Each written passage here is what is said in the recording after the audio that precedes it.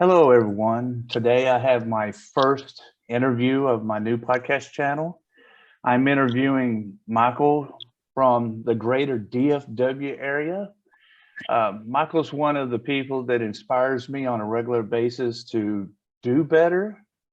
And I just wanted him to share his path and all the different twists and turns he's had to go through in order to get to the point where he's at. Hey, Michael, how's it going? What's up, my man?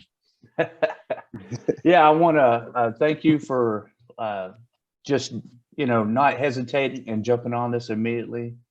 And so I say we just jump right into it, and I'll just ask you some questions, and let's get it going. Awesome. Let's do it. So, where'd you grow up at, Michael? I was born in Dallas, Texas, but then I spent most of my life growing up around different parts of Arlington. I feel like there's not a street in Arlington I haven't been on. Okay, right. And so, do you have a big family? Come from a large group? Yeah. As long as I can remember, we've had about like just massive amounts of people in a house. At one point, we had 20 people in a 3-bedroom. It's been pretty chaotic, but after the passing of my mom, it's gotten a lot smaller. It's still big, but it's more of family that you make. That makes sense. Right. Oh, totally. So, what was school like for you, Michael? Was it pain in the ass? Did you enjoy it? How'd it go? Yeah, there were certain like classes I did enjoy, but I got bored. And when I got bored, I got in trouble. Um, there were certain things I had to do at an extremely slow pace, like math.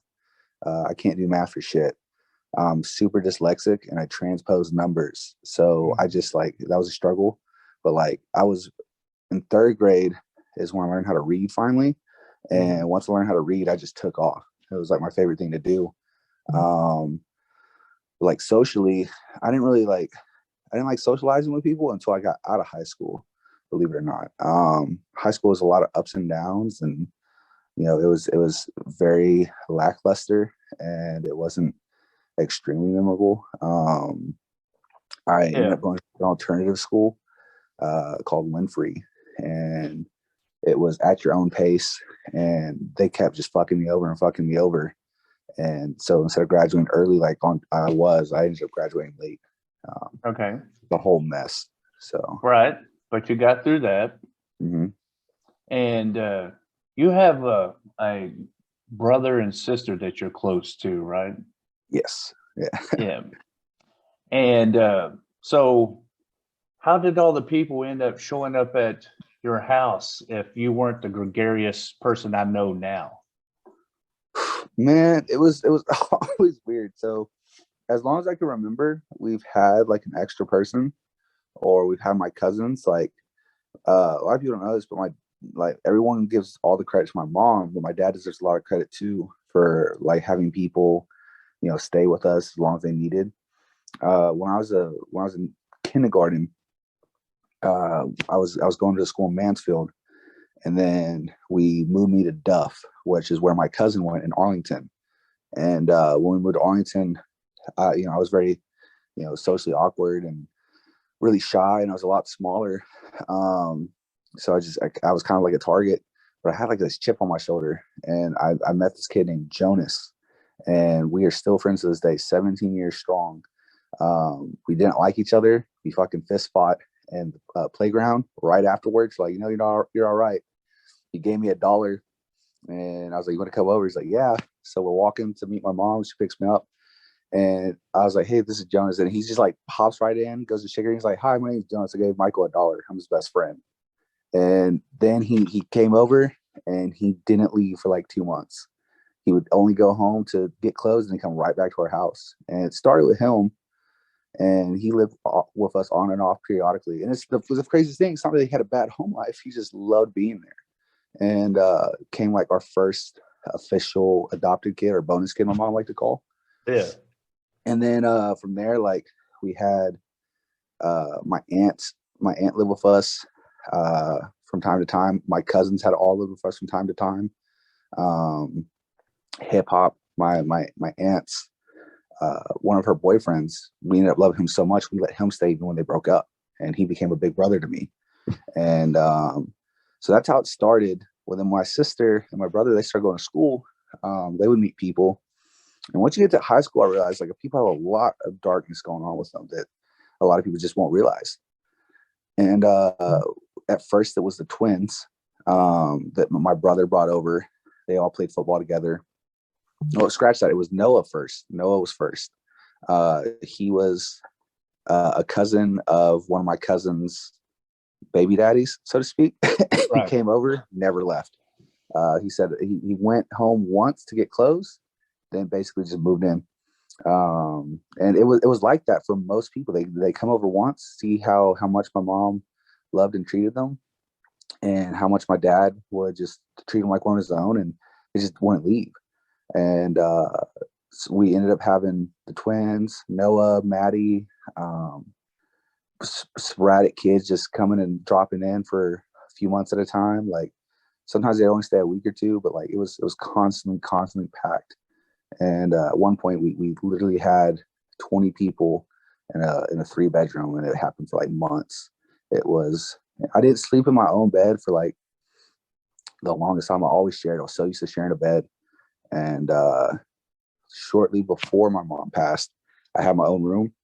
I didn't have to share with anyone, and it was really weird sleeping alone. Like it was insane. It was crazy. So living in an environment where like come one, come all, as long as everybody gets along, we all get along kind of deal. How did that color the way you look at the world? You know, it's funny. Like it wasn't always about if we all get along. Like there was so much internal, like I guess drama you would call it. Like there was times where everyone wanted to rip each other's head off, and that's just natural when you're that confined in a small space. But it really helped me with family, so to speak. Like I feel closer to people who aren't blood than I do some of my own blood. It showed me to just be compassionate.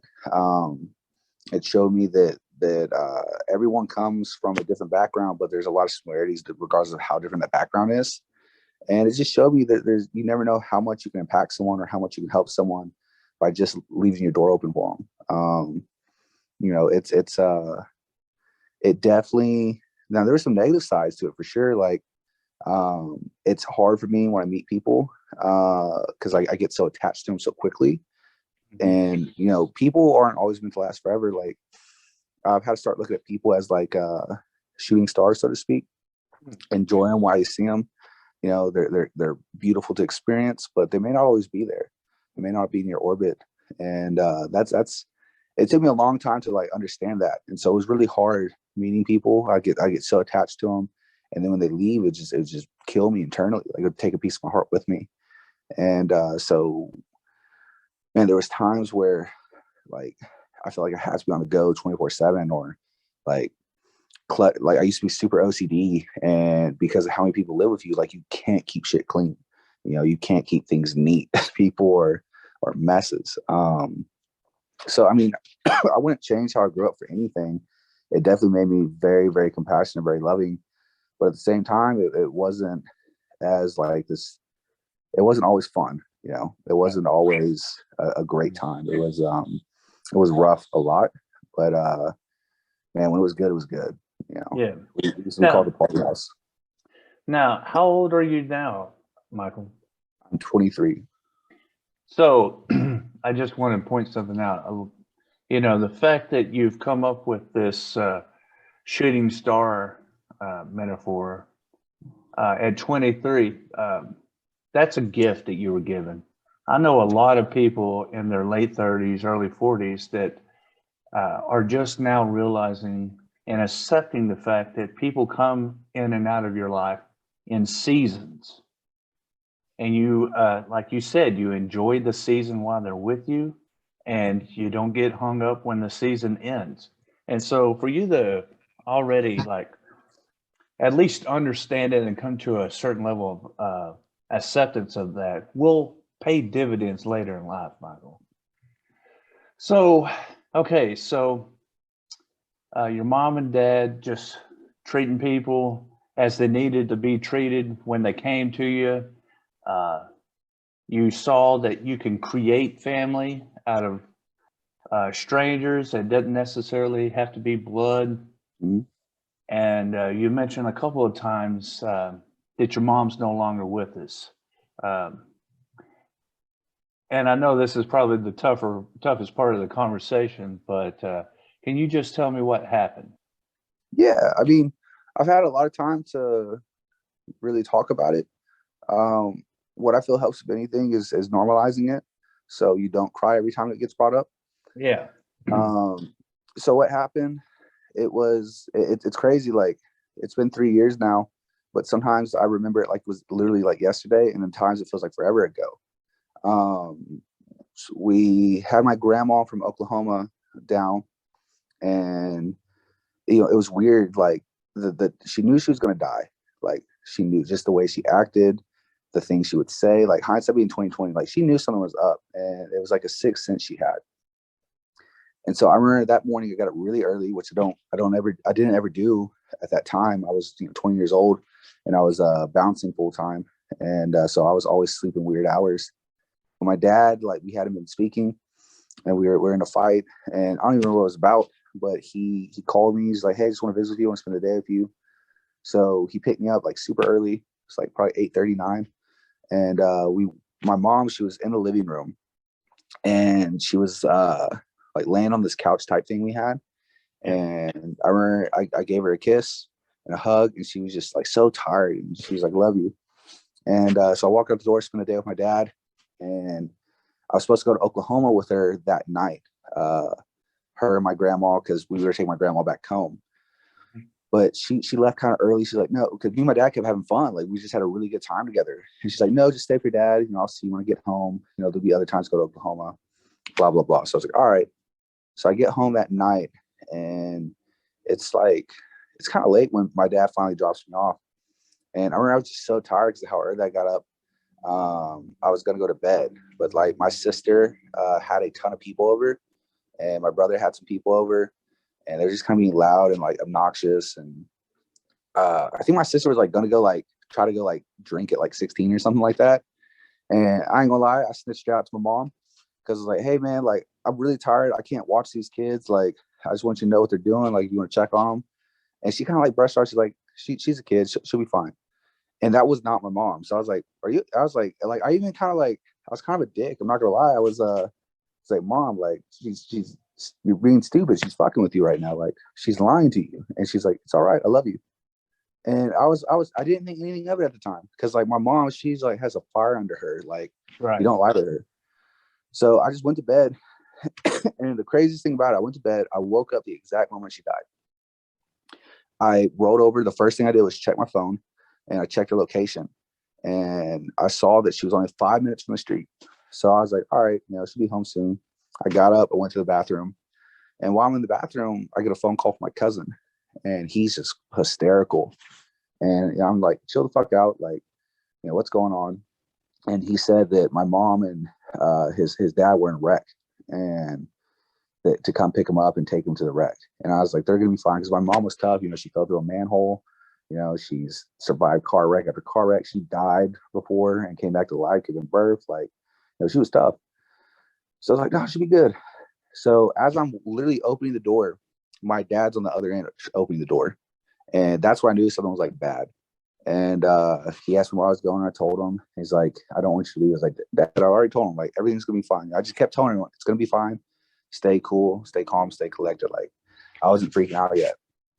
Then I go get him, and he wakes everyone up, and I just knew it kept getting worse and worse.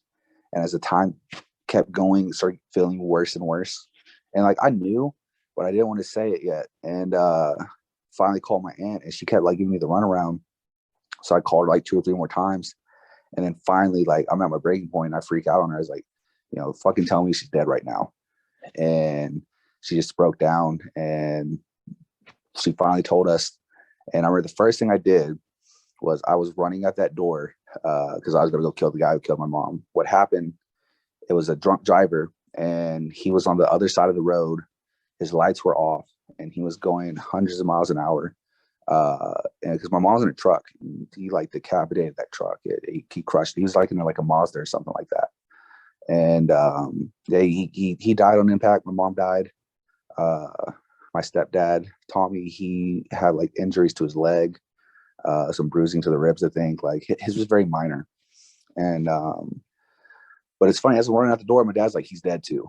And I dropped down in the middle of the hallway, and I just bawled. I bawled my eyes out. I've never cried so much. I cried so much I threw up. And it was, I remember my brother and like everyone crowding me. They're like, Michael, don't do anything to yourself. We need you here. They all thought I was like going to kill myself. Cause like the running joke was, which I was half serious about, was like, Mom, me and you are a package deal. If you go, I go too, like, and so she died from a drunk driver. And it's been weird because I was a bouncer, and I remember the week before I was at this club called Stereo Live. I was a supervisor there, and it always ended at 2. We'd always leave about like 2:30. And but this time we stayed late for whatever reason. It's like 3 a.m. The parking lot's completely empty, and there's one truck in the parking lot. There's a pole, and it's like a light pole. And this car, the person in it was so drunk, he ran straight into the pole. And I remember I saw it, and I was just so done because like every night there was someone drunk, there was someone driving, and I knew it was bad, but there's nothing I could do to stop it. And I remember being so desensitized to it, I was like, fuck him, he'll be fine. And I just left. And I kept replaying that over and over in my head. I was like, oh my God, like, I should have done something. I should have said this. And there's nothing I could have done. He was still drunk. He still chose to drive. But I just remember like replaying all those moments in my head. And it was like, wow. Because that was my mom's biggest fear, was drinking and driving. She was terrified of it because she worked as an auto appraiser. So she saw accidents all the time. Right. And it terrified her. So it was like, I felt God spit in my face when he took her like that. Yeah. And so, that's definitely one of those moments that kind of changes everything. I remember the days after, it was, and naturally it was going to be a tough transition. So before your mom passed away, she had started something that I had actually even reached out to her and gave a little bit of money toward. Not only did she have a heart for the people that showed up at her house, but she also had the heart for the homeless people that were on the street in the cold winter months. So why don't you tell us a little bit about that? Yeah, so honestly, I don't even know what it was that finally triggered her to starting the charity, but because like as long as I can remember, she's always gave. She's always like, if we'd be on the side of the homeless, where she'd buy them a burger or something and give them money, whatever she had. And then one day she just like set all the kids down, was talking about she wanted to do stuff because we had a ton of kids in our house one day. Right. And so we got to do more. We gotta help out more. We have a lot to give, which was crazy because it's like my mom hustled. The reason she didn't have more to show was because of how much she gave. Right. And she made good money, but you would never know it because she was always giving. And so she typed out this mission statement. She decided what she was going to do, and she did it. And she got so much help and so much support from people. It was amazing to see. There's this dude named Kelly. He's a sheriff for I think Benbrook PD or something like that. And he has access to like this food bank type thing that the cops have access to. And he started donating through that. And he would give her prepackaged meals along with the meals we were already giving out. So instead of feeding, 200 people, we feed 500 people, and like, it was just insane. And, she did that literally like, it was once a week sometimes, and then it was every other week. Like she hardly missed. And like, I remember when she passed and I took over, I was like, it's crazy. I was doing it with her, but doing it on my own, I'm like, oh my God, like the obstacles she faced, I didn't realize how big of obstacles they really were until I did it by myself. And how she made it happen, it truly just made me dumbfounded. Like I always appreciated it. I always thought it was amazing, but like it doesn't even begin to scratch how amazing she truly was, how frequently she did it, and with how much success she did it. I've never seen anything like it. Like that is hard work. It is not just as simple as making a sandwich. There's so many restrictions you got to think about, especially with COVID. There's so many people that they just come for like Instagram opportunities. There's so many people who say they're going to donate this, but then you don't hear from them. Like, but she made it happen. She made it happen. And it's just like, I'm in awe still every time I think about it. Yeah. And so I know just prior to the pandemic, you and your family did at least one or two during the following winter after she had passed. And so it wasn't, so when she passed, it wasn't as frequent. We try to keep it towards holidays and stuff like that. Yeah. And then finally last year, I took over when I committed to doing it once a month. And then it just like spiraled out of control. There were so many like just red tapes type things. Like there's things that I just couldn't control, where it's like, oh my God, how did she make this happen? Because I didn't realize it's this hard to feed homeless people. Like, and the biggest thing I ran into, I was so overwhelmed. I was beyond overwhelmed because I had so many people reaching out to me, telling me how I need to do it and how I need to do it better. But yet they're over there not helping. They're over there not donating. And then I had people who committed to helping, and they only show up when it's time to give out the food, take photos. And like I did make an Instagram account for it. I did make it to where we had that sort of like following type thing, but it became overwhelming because that's all people wanted to do, and it didn't feel good to me anymore. It felt like work. It felt like I was working to make other people happy and not actually helping. Yeah. And so lately I've just been doing it on my own. Like I haven't been doing this frequent. I haven't been doing this big, but it was so stressful. All the people constantly reaching out, trying to get a photo op and not helping. And it's just like last time I went, I just bought some pizzas and I just gave them out with my striking coach. I was like, hey, I have time. Are you doing anything? And he's like, no. I was like, you want to go feed some homeless people? And that's what we did. Like, and I didn't take photos of it. I didn't take videos of it, but it just made me feel better doing it that way. Yeah. So I completely understand that. It's kind of disheartening when people are just showing up for a photo op. Yeah. And so however it happens, Michael, that's the way it's supposed to happen. You know what I'm saying? Now, you don't bounce anymore, correct? Or do you still work? I tell everyone I'm semi-retired. Like if I want to work a show that I think is going to be fun, or I get to meet the artist or something like that, I'll do it. Like I worked 2 shows in September. I worked Kevin Gates and Leon Bridges because those are like 2 of the people I haven't seen that I really like. Yeah. But for the most part, like I don't really do it. I feel like I've grown into a different person. I'm very thankful for the bouncing, the bodyguard work, all that stuff. Like it gave me such a cool life, made me meet so many cool people, regardless if they're famous or not. Right. It gave me one of my best friends I've ever had. Shout out Nick Rose in South Korea. He joined the army. And that's where he's at right now. Right. But it showed me opportunities, and just it was beautiful. It was so fun, but I didn't realize how exhausted I always was. I didn't realize how many events I actually missed out on because I was working every Friday, Saturday. Like it's cool to step back from it. And because like I was the youngest supervisor in the company's histories, and it was like I was about to make it all, have everything I wanted, and then COVID hit, taken right away from me, and kind of bitter about that. So since then, or there's kind of a little bit of overlap. You've gotten into like different types of martial arts training. Let's get off into that. What got you started, and what did you learn?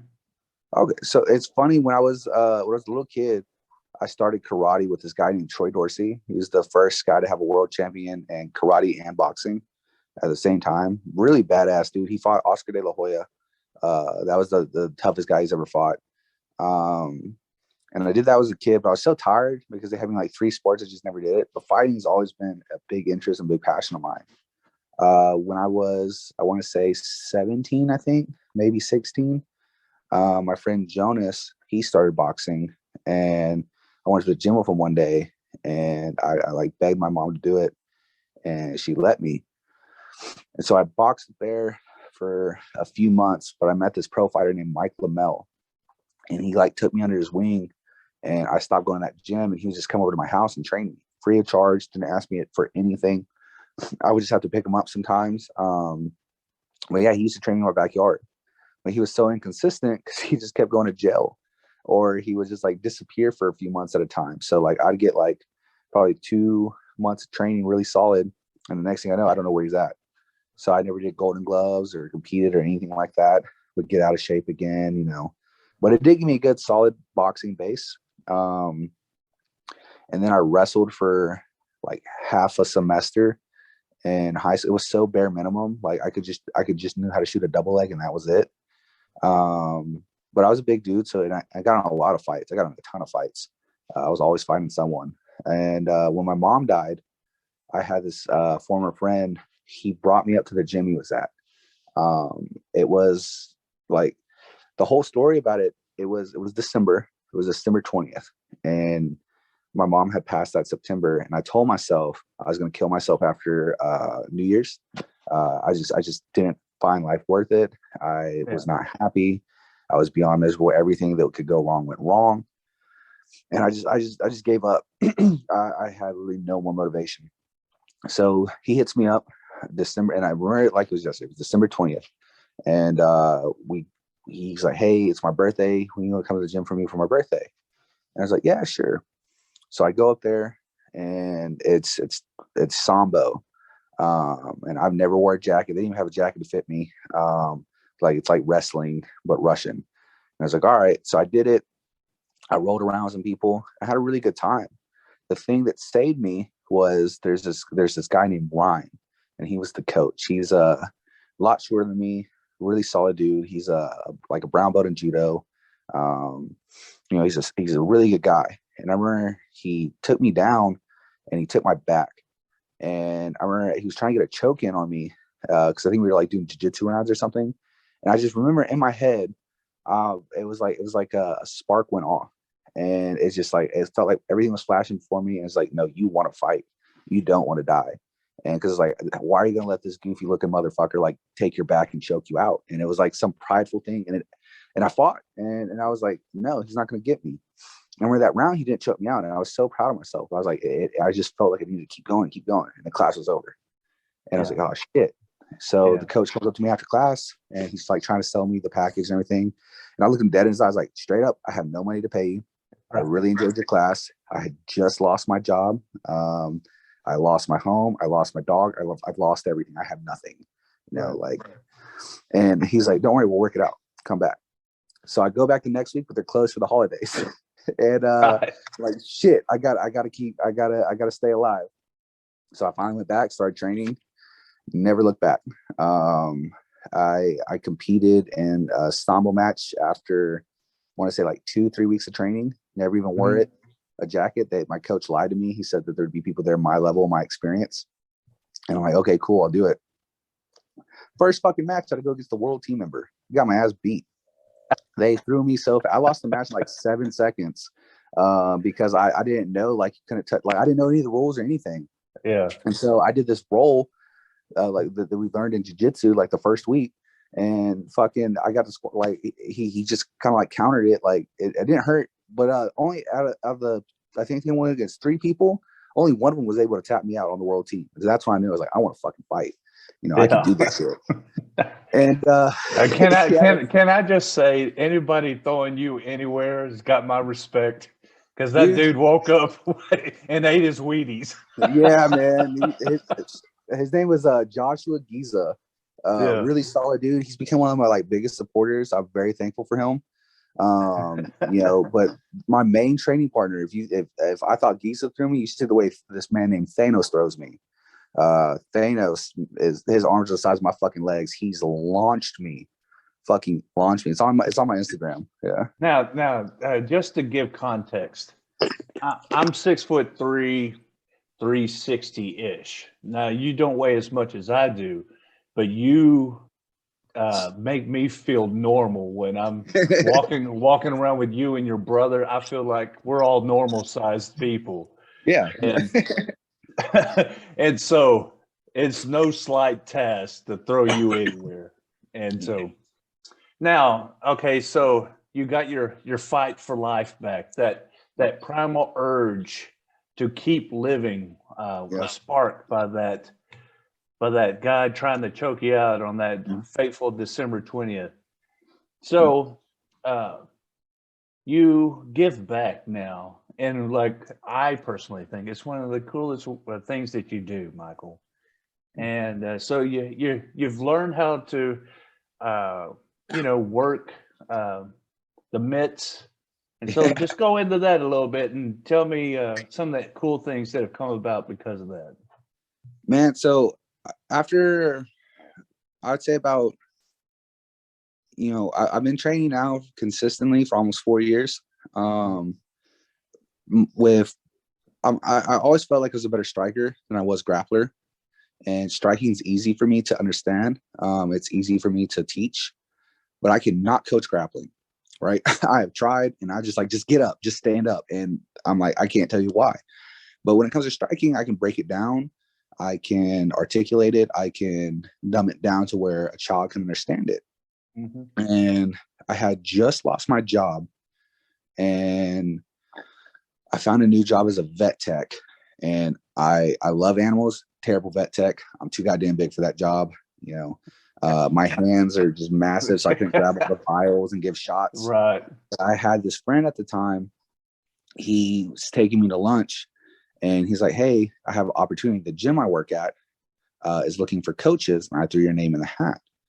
And I'm like, and I'm freaking out internally. I'm like, dude, like I feel I'm confident in what I can do, but I'm not that good of a coach. Like, I don't know what I'm doing. Like, my record's not the best. Like, I kind of like started like downplaying myself. He's like, no, they know you're a beginner. They know you've never coached before. Like, it's fine. And he's like, now the pay sucks, but you get to train for free.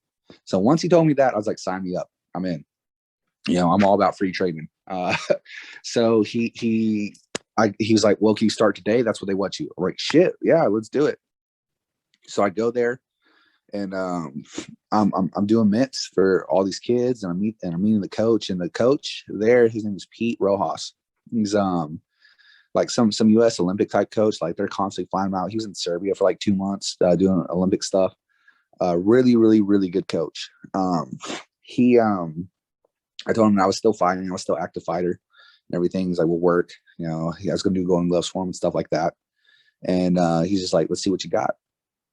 So I start boxing, and then I start coaching, and the kids just loved me. Like, I loved every minute of working with those kids. I talk to them every day. I don't currently work there anymore. But those kids, like, they captured my heart, man. They right. I remember I would go home and like, man, I gotta be better. Like, I gotta do better. I gotta show them that I know what I'm talking about. Like, I gotta really impress them or whatever. And it just like kind of changed my outlook on life and my perspective on people. And because, man, those kids, the gym that I was at, a lot of those kids are super poor. They're super neglected. They just don't have people in their corner. And so I was like, I had the perfect opportunity to be the person I needed when I was younger. And I try to live by that. Be the person you need when you were younger, or be the person you needed at your lowest. And so I was like, that's what I'm going to do. And I remember there was so many kids there that just like, just the moment I met them, I just fell in love with them. Like, those kids, like, I looked at them like my own kids. Like, I've never had a kid, but I can only imagine what it's like after working with these kids. Manny, total sweetheart, comes from a great family. One of my all-time favorites. Every time he sees me, he's like, "Coach, how are you?" He gives me a big hug. I'll say something like, I don't look good in this picture, I'm fat. And he punched the shit out of me, like, "You're beautiful, coach." And I'm just like, God damn, like, thank you for that. I had this kid called Swisha Sweets.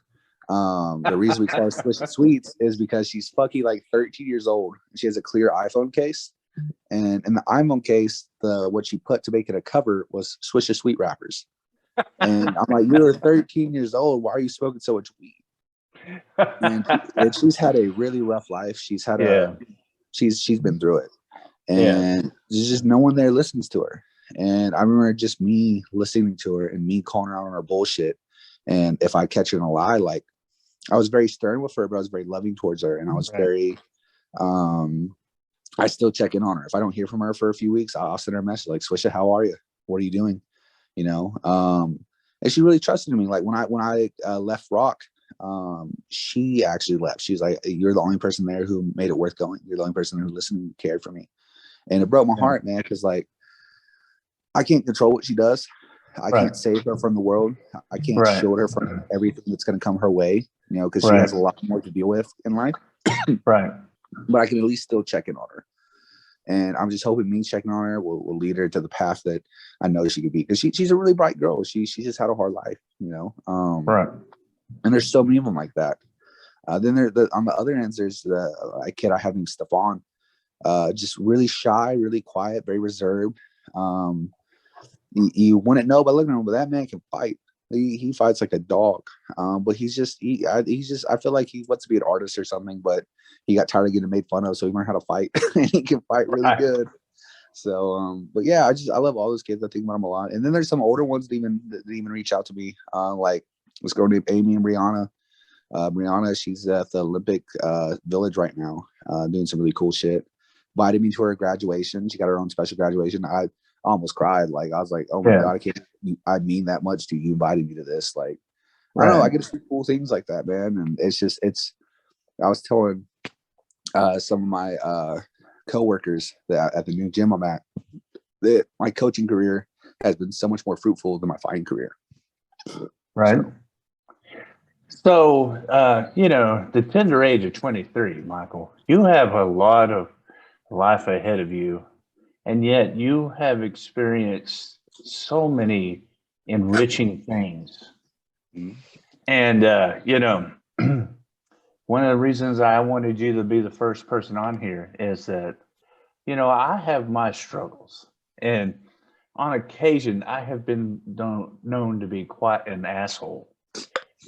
And there's not too many people that can talk me off a ledge once I decide to terrorize somebody. And you, my friend, are in that small group of people that could get me to pull back and stop unloading on somebody.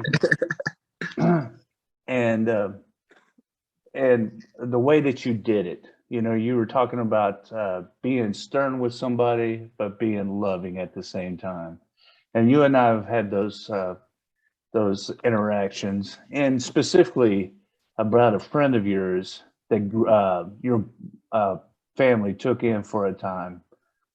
Why don't you tell us a little bit about how you came to love hip hop, Michael? Man, he from the moment I met him, I just clicked with him. He was one of my aunt's boyfriend's like friends. Hip hop was a rapper before SoundCloud and everything. So he actually had some good stuff.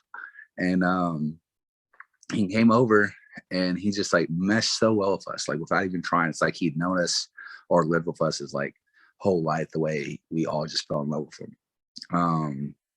We all had our own special bond with him, but my bond came from I never slept. I still don't. And he never slept. He was always up. Um, we would talk about anime, we talk about comic books, but what really made me fall in love with him as a person is his love of music. Without him, I would have not been so diverse and so passionate about music. I can't sing, I can't record music, but I love music. And it's because of him. I remember growing up, music's always been a very influential thing in my life, but my mom and my dad were near as diverse as hip hop made me. My dad, he liked some rap music, but it was a lot of older rock and country music. My mom loved country music and like older rock, and every now and then we listen to stuff like Prince or some oldies and stuff like that. But hip hop, he brought me the Massacre CD by 50 Cent, and it switched something off of me. And then I remember like I listened to a whole album, he gave me another one to listen to, and then we'd be on YouTube for hours listening to music. And then he would stay with us, and we played Grand Theft Auto like all day long. Yeah. But on YouTube, he'd be playing music. And I just remember, like, I would love songs. I would love music, and I would love everything he'd play. And he'd even surprise me with some of the stuff that he would listen to. And then I got to a certain age where I could put him onto different music that he hasn't heard. And Right. that's really, like, really bonded. And then we loved kung fu movies. Like, he loved junk food, and we'd wrestle all the time. But it was weird. He'd also be a disciplinary figure. Like, when my dad, he worked all day long, and hip hop would be hanging on my mom. We'd be running errands or doing whatever. And when I was being bad, he would smoke me out. And what that meant, he was in the military. He was in the army. And but if you met him, you would have never guessed that, because like when I first met him, he had the fucking massive afro, like it looked like a Boondocks character. And he would he would make me stand up straight and then keep my arms out like this. And he would make me hold it there, and I'd be crying like, "Can we stop now?" And like, "No, you're not done." And he'd smoke me out, and that would like help discipline me and not do it again. And there'd be like times like he'd look at me and like, "God damn, I'm about to get smoked out." And man, I got really good at it. Like because I got smoked out quite a bit, but then got to the point he really stopped, and I didn't need it near as much. And he was so loving towards me. He was so kind, and he would listen, and he'd be a different voice of reason. And we had our faults. Like, he wasn't a perfect person, and he didn't always do right, but he really did love me in his own way unconditionally. Yeah. And he was like my mom. My mom, she had lost her brother at a young age, and when she met him, it was like, "Oh my God, you're like my brother." Like, she called him brother. There's a reason he stayed around even after him and my aunt broke up. And my aunt still loved him. My aunt was like, "No, he's a good guy." But yeah, when he finally left our house for a while, and we didn't really speak to him because like Facebook wasn't a big thing, and he wasn't really on it at the time. Yeah. And then this is the craziest shit. Like, one day, his mom had reached out to us. It's like, "Have you seen hip hop? It's been a few months. We haven't found him. Like, I'm getting really worried. He hasn't checked in or anything." They made a police report, everything. No one can find him. My mom found that man in like 3 days. She turned over every stone and found him. And he came back to live with us again. He stayed with us. He was basically just kind of couch surfing. And it was weird. He was so smart, but it's just like he didn't have that drive for himself. He could do so many cool things, and he was so loving, and he had this great personality, but he just didn't want better for himself. He was fine being complacent, fine being comfortable. And so finally, after repeating the same cycle, his mom reached out to us like, "Look, I'm not taking him back in. His sisters are not taking him back in. I don't want y'all to take him back in anymore. He needs to learn to grow up." And that was the best thing for him.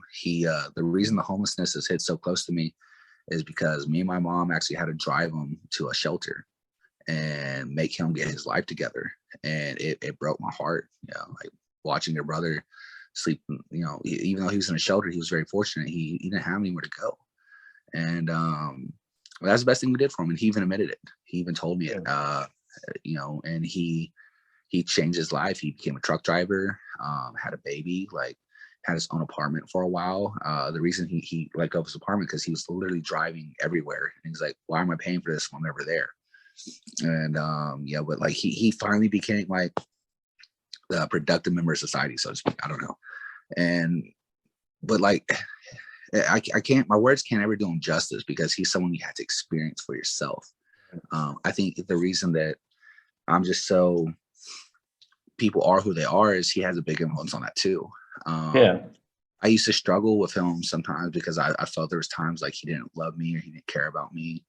I thought he was, so to speak, a shooting star instead of a constant in my orbit. And that bothered me because of how much I loved him. He was one of my personal heroes. And when he passed, his mom had gave me a folder that through the homelessness, through house to house, through wherever he lived, through how many cities he visited, truck driving, he kept. And then it was a letter I had wrote him when I was like 13, 14. And I was not necessarily nice to him. and he kept it. And it just showed, like, I mean, he loved me the way he knew how to love me. Yeah. And it wasn't always the way I wanted, but he did love me. And I broke down. I lost it, because it's like I spent a lot of time angry with him because I wanted to see him. I wanted to call him. He was kind of flaky, but like it's just who he was. And so it has kind of helped me like understand that people, just because you don't feel loved by them, just because it's not the love that you want or the love that you need, doesn't mean they don't love you or they don't care for you. And he was a really good example of that. And it's after his passing, it's kind of helped me with other relationships in my life and other people in my life, understanding that, hey, they still do love me. It's just in their own way. It may not be what I want or deserve, but they still do love me. And, because I feel like love is a feeling. Like, you can say you love someone, but if they don't feel it, what does it really mean? And I just try to take people for what they are and who they are, and try to just be understanding that maybe this is their own way and all they know how. And it helps. It helps. But he was just he's made me a huge impact of who I am. I wanted to be part of who I was for him throughout his influence. Yeah. Well, Mike, I don't know, man. Being so young and having learned so many amazing lessons, I know good things are coming your way. Just as long as you can keep some of the nighttime activities to a minimum. Yeah. I know that you and your crew like that hood rat stuff. Yeah, but, man. but just know this: I'm always in your corner, and I appreciate you very much, and I thank you for coming on here and sharing all of these. They're really timeless lessons, and you've learned them the hard way through experience. And man, it's going to be okay, man. It's going to be really good for you, Michael. Man, I appreciate it. Yeah. So as I'm going to be putting this out, and there's a lot. I have a lot of different types of friends. I got people that are obsessed with crystals. I got people that are obsessed with conspiracies. I got people that believe everything that Fox and CNN say. I got it all, right? Where can this wide group of people find you easiest? They can find me on Facebook, or they can find me on Instagram. It's Mike Cool. I don't remember how many O's and L's I did. But I feel like you could probably tag it somewhere in here. I'll see you. But I'm on Instagram. I am on Twitter. I do be saying some really wild shit. So that's a disclaimer to listen to. Disclaimer, like, y'all think I'm bad on Facebook, y'all haven't even seen my Twitter. But yeah, y'all can feel free to reach out anywhere, man. Like, I'll talk to anyone. I'll accept any friend requests, really. Like, I don't ever decline them. I will say this: you have been one of the most consistent people as far as like expecting the same out of whoever may be in office. Republican, Democrat, you've held everybody's feet to the fire the same amount. And I love that. I wish more people would do that, man. Well, Go ahead. Well, because my thing is, it's like, I hate when people are so, you have to be Republican, you have to be Democrat. That's the only way it's going to work out. But that's just not the case. Like, people are too complex. People are way too, you can't have a X, Y, and Z of how things should work, because people don't always fit in that mold. And so I think you should take and listen from everywhere. I think you should learn from any and everything. I think you should apply that to your everyday life, not just politics. And so when people get so fucking like crazy about Trump won't let this happen, Trump won't let this happen, or Biden ain't gonna do shit, like, man, they're putting blames on one person when they put blame on the system as a whole. And because the system is extremely flawed, go try to do anything positive, and the system is going to try to hold you back. Like what I found out, like, for personal experience, like, they have laws against getting homeless people. They have laws against like sheltering and housing them. Like, it's anti-homeless architecture. I could go on and on and on. Like, they do some really bad shit. Right. So I hate when people see the word Democrat and don't even give a guy who truly can have like positive influence and truly make some good change, they see a political party they don't agree with, and they just shut them out completely. Right. I think if you're in a public office standpoint or a government official standpoint, you need to be held to a higher standard because you're supposed to be the best of us. The whole world's watching us from those standpoints, not from an individual. They're not watching from me and you. Right. You know, we're not the gold standard. It should be the police. It should be the firefighters. It should be the politicians that we hold to a higher standard because they're not citizens anymore. They're representing us as a whole and as a country. And I think that's where we should, really focus on making us better and doing better and being, the America I love. I have a friend named Thanos. He says, I don't hate my country. I just hate my government. I love. I resonate with that. Yeah. 100. Yeah. So it's as well as that's how I feel, man. Like I feel I've been let down so many times by the government and so many stories that I have and that I've experienced firsthand where I've been let down. And that's coming from a white man in America, so I can only imagine how minorities feel or immigrants feel or, women feel. Like it's for me to be disappointed, there's some issues that they definitely need to resolve. Said, man. So hit him up on Instagram, and for those hot takes, find him on Twitter. And thank you once again, and you have a great afternoon, Michael, and we'll talk afterward. For sure. Love you, dude. Love you.